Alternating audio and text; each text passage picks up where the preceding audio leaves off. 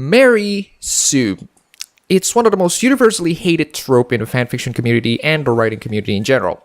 Why is Mary Sue hated? Well, let's just ask on what is a Mary Sue. Well, I'm gonna let our special guest for the video explain to what it is. 1. A Mary Sue is an idealized self-insert character who appears in fanfiction and proceeds to warp the canon around her in ways which are detrimental to the quality of the story, the internal consistency of the universe, or both. 2. A Mary Sue is a usually female character in any medium that the opinion haver doesn't like because of their perceived perfection. By definition 2, Rey could be a Mary Sue, or Luke Skywalker, or Batman. It doesn't actually matter, it's just a shorthand way of saying, this character's wide-ranging skill set and/or personal qualities are unrealistic to me. Well, at least I agree on the first part. I have to give huge credits to whoever sent me this because it's a very interesting video to respond to, and it's an interesting way to give in a framework to our discussion for today.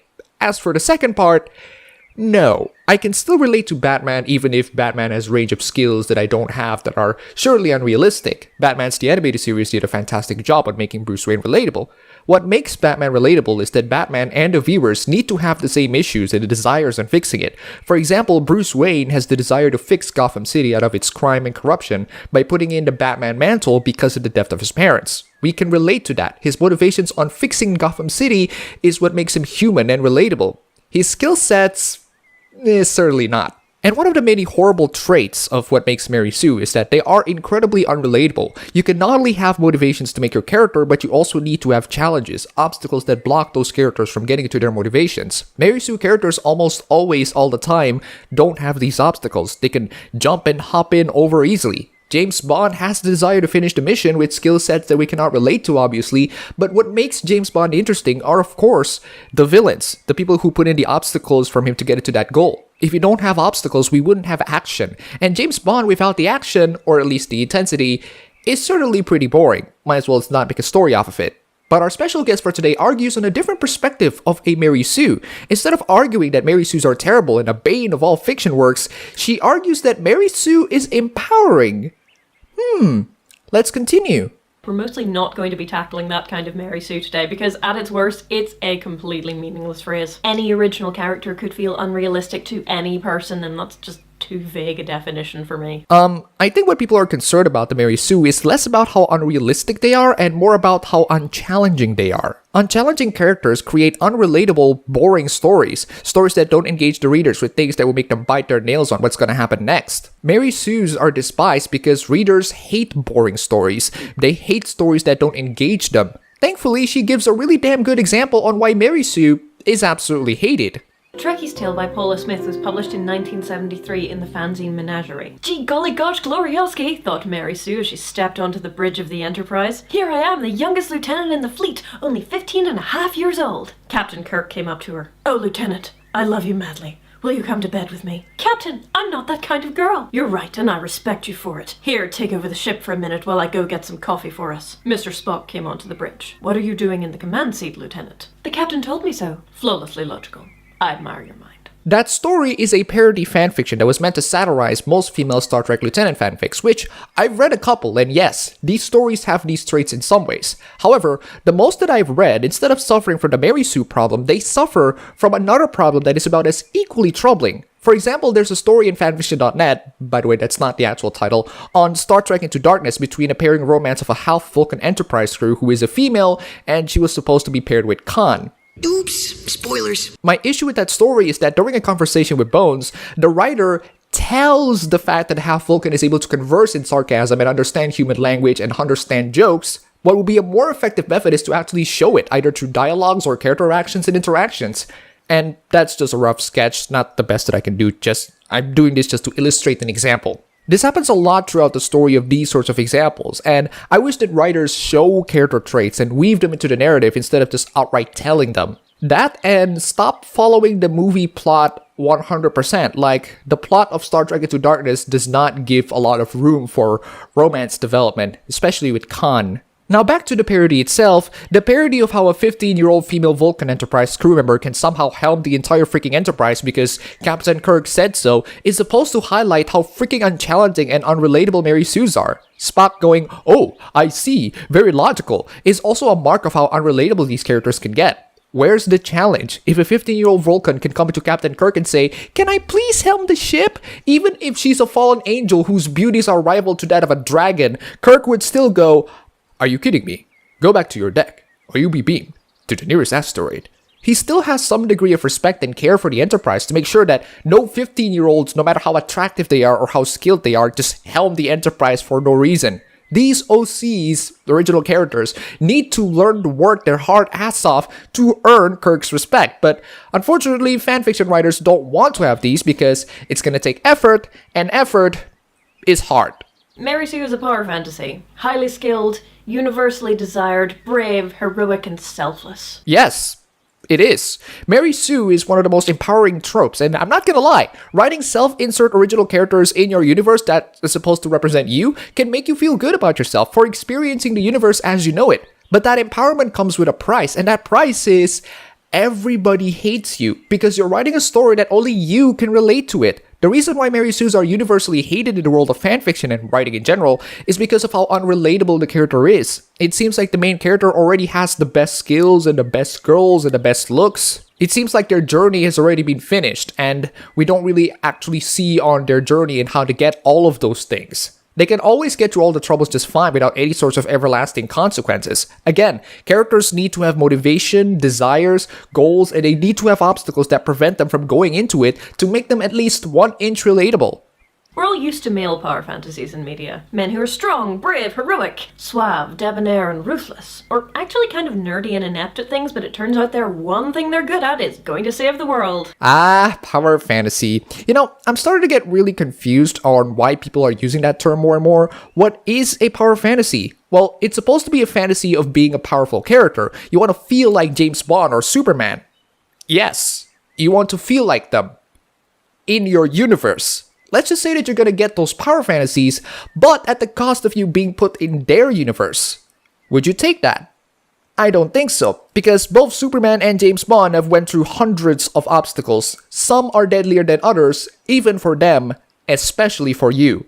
And as for the people that are kind of awkward but turns out to have brilliant skills or have special characteristics, yes, we have those. It happens a lot in anime. The one that I can think of is the main character from Summer Wars. He is in a lot of ways awkward and nice, but he has brilliant math skills that actually save the day. Even then, he is still struggling, and that struggle on reaching a certain goal is the hallmark of what makes all characters relatable. I mean, to a lesser extent, we are also familiar with female power fantasy characters in fiction. Xena, Buffy, Kim Possible. But since the original series of Star Trek wasn't exactly overburdened with an abundance of female characters, if you're writing fanfic for it, creating your own original character seems like the logical thing to do. No, it's a dumb thing to do. Superman and James Bond still have their issues. Even Kirk has to work in some ways to get the girl. Mary Sue's, like the last fanfiction that you showed, don't really have to work to actually get there, which makes them incredibly unrelatable and therefore very easy to hate. You can have all the power fantasies of becoming Kirk, but again, that is assuming that you can handle every challenge, which evidently even Kirk has to suffer long-lasting consequences. And by the way, Star Trek II Wrath of Khan is a must-watch, even if you're not a Star Trek fan. Self-insert Mary Sues are indeed an empowering writing trope for the writer. And I thought Star Trek Voyager already has a female protagonist. What's wrong with her? And what is more empowering than writing yourself into your favorite media? I agree. There's nothing more empowering than writing yourself in your favorite media. Which is why I advise people to please do it less in the actual media, because actual media is not your Tumblr diaries. Mary Sues aren't great at having flaws, and all of the flaws that they do have, like a bad temper is quite a common one, don't actually serve to cause consequences or require them to learn anything. They're just kind of there to make them more badass and awesome. Yes, and that in a lot of ways don't make them flaws. So I was wondering, do you have any characters that you would consider to be a Mary Sue? Let me know in the comments down below. But what really makes a Mary Sue for me is that feeling you get when you read a story and you realize that none of the other characters really feel real. They're just cardboard props for you, Ebony, Darkness, Dementia, Raven Way, to interact with. Yes, it can be interpreted as such. To me, what makes a Mary Sue is when the characters feel like they can overcome anything without any sorts of struggle or obstacle. In my personal opinion, despite how much I love the series, and I love it to the bottom of my little 8-year-old heart inside me, Tintin is one of those. honestly, the best Tintin episodes are those that have Captain Haddock in them, because Captain Haddock adds to the humanity that Tintin, for some reason, lacked. Tintin feels like a blank slate with almost little to no personality. He seems to have a desire on finding the news and treasure hunting, which I can relate to, but almost 90% of his dialogues consist of him asking for how to get the treasure instead of why he wants to get the treasure. I never really get his passion or his desire on doing all these things.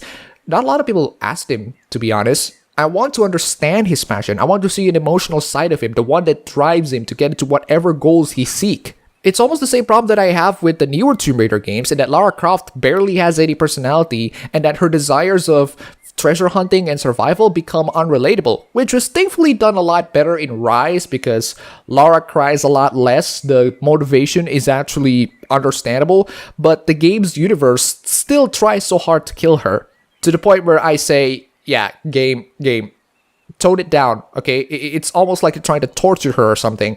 Surprisingly, I love the Peter Jackson's version of Tintin better. His drive on finding out what makes the ship to be so special, his issues with Captain Haddock's drinking problem, his ways of maneuvering it for his benefits, so much better chemistry between the two. There's actually a conflict in their personalities to the point where Tintin in that movie can get pissed off. Not only that, but there's a time in which Tintin goes, yeah, screw it, we're not gonna get there. We failed. You have no idea how rare it is for Tintin to get angry and also pessimistic. Angry Tintin is surprisingly a refreshing sight. Pessimistic Tintin is surprisingly a refreshing sight.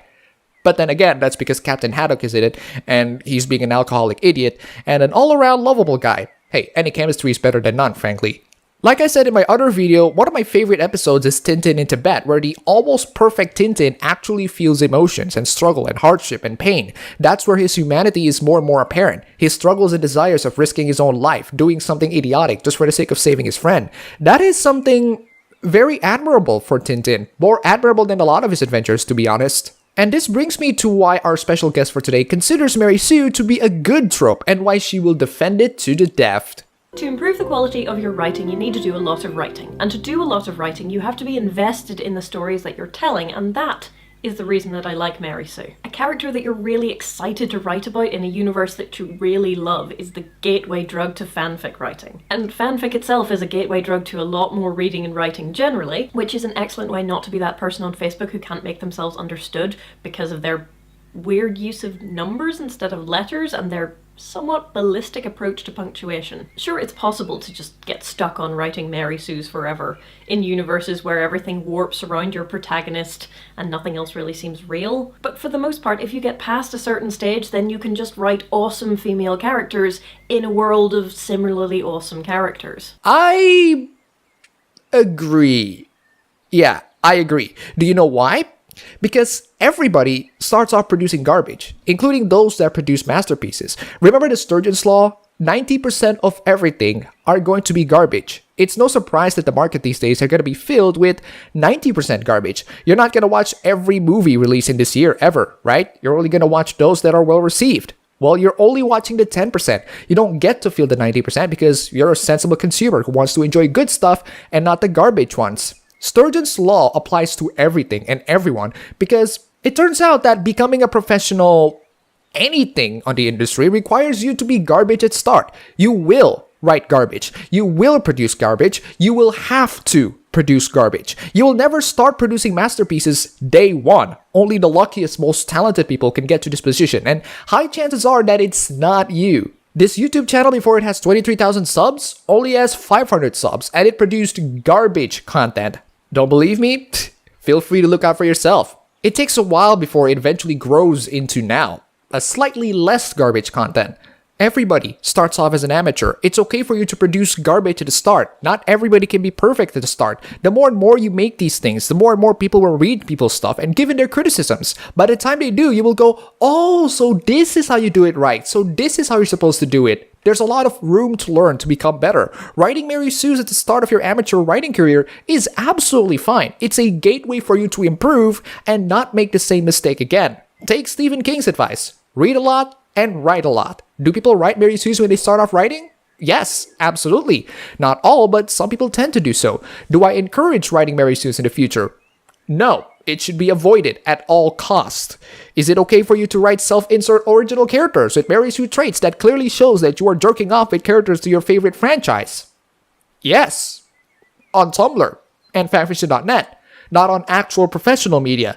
Jerk off to any characters you like in whatever mediums you want, whether it be Tumblr or fanfictions or tissue papers, but shove it into my face and I will tell you that it smells. Before we end this video, huge thanks to Spike for the pledge on Patreon. You are fantastic. As for your request, Mr. Ugly, not gonna spoil it for you guys. I hope this could be a nice starting point for our video next time. That's all for the video today. If you like this, you can go ahead, click the like button, and subscribe for more. If you wish, you can support me on Patreon. And thanks for watching.